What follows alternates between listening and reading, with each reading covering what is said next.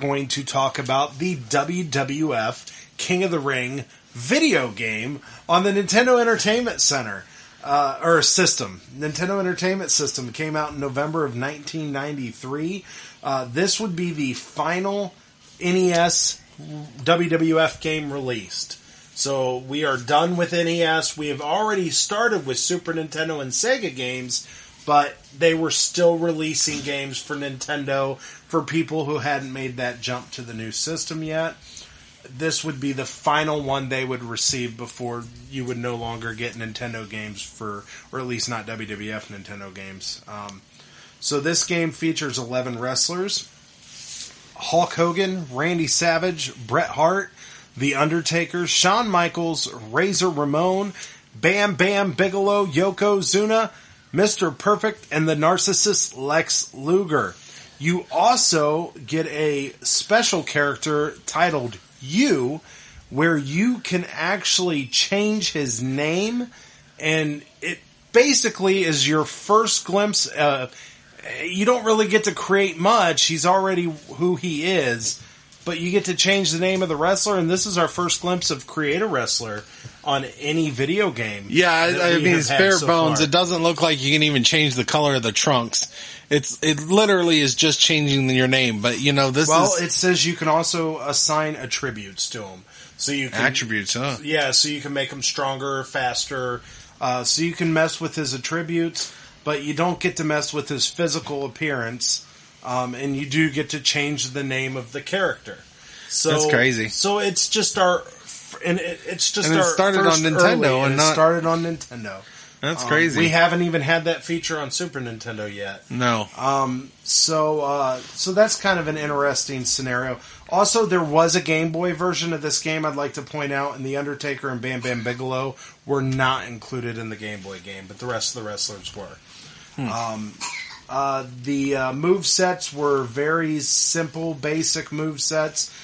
Punches, kicks, body slam, suplex, a throw, a drop kick, stomps, elbow drops, and a move off the turnbuckle, which looked kind of like a elbow drop.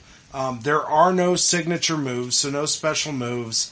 The only thing different between the wrestlers other than appearance was their speed, strength, and stamina attributes. So they did have different attributes, but all their movesets were identical. I feel like that was also different, because I don't think we've had any of these games with attributes. I think you're right. I think this even is on Super Nintendo or game. Sega. Yeah. So you also have the normal mode that you can face all the wrestlers, win the WWF Championship at the end.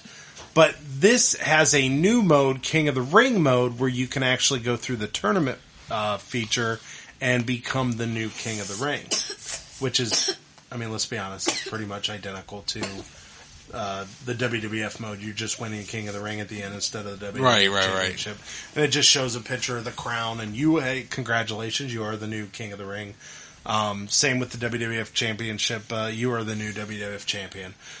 So, I mean, the one thing I noticed while watching videos of this game is the graphics look completely different, actually, than any of our games. And it actually, I think, looks worse than some of the earlier NES games.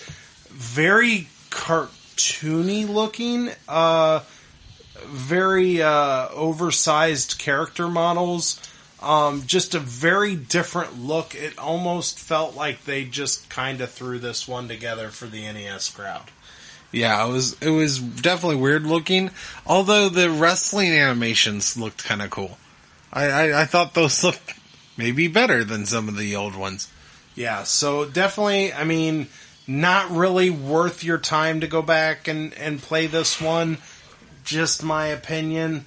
But there's definitely better wrestling games out there to go back and play, even better NES games, it looks like. But it does have a few things that kind of, hey, first time a glimpse of Creative Wrestler, which isn't full throttle Creative Wrestler, but extremely ahead of its time. Yeah, it's very interesting to see that on there. I don't know if we get that again until 64.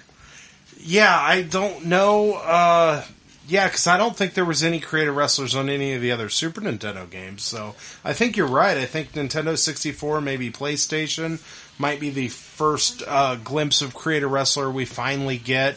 I'm not sure. It might have been even WCW versus NWO, or was it WCW versus the World, maybe?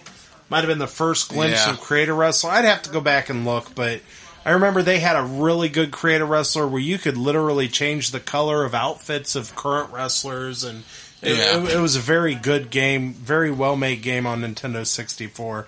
And then, of course, WWF ended up taking over the THQ, and then that's when we got WWF games of that similar nature. Yeah. But they originally started off as a WCW game maker. So, but anyhow, that is our video game portion of this, and we will go ahead and move on to the King of the Ring pay-per-view, and hopefully you guys are enjoying these video game throwbacks. This will be our last one of the year 93.